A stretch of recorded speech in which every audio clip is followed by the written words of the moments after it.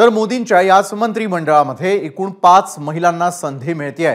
सीतारामन, शोभा करंदालजेंची देखील मंत्रीपद जे आहे ते कायम आहे, तर दुसरीकडे अन्नपूर्णा देवी, अनुप्रिया पटेलांचीही मंत्रीपद कायम आहे। यामध्ये आता रक्षा खडसेंना पहिल्यांदाच केंद्रात मंत्रिपदाची संधी मिळते आहे। तर मोदींच्या मंत्रिमंडळामध्ये कोणत्या महिलांना संधी देण्यात आलेली आहे त्यावर देखील एक नजर टाकूयात। यामध्ये असलेल्या महिला मंत्रिपदी असतील निर्मला सीतारामन, शोभा करंदालजे, अन्नपूर्णा देवी,